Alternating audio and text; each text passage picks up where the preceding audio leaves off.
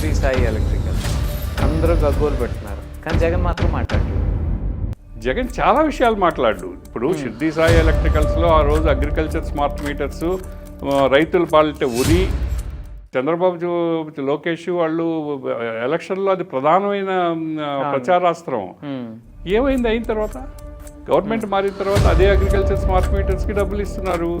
ఆ రోజు 80,000 రూపాయల ట్రాన్స్ఫార్మరు 2 లక్షల 80,000కి ఇచ్చారని చెప్పి ఉద్యమాలు చేసింది తెలుగుదేశం పార్టీ.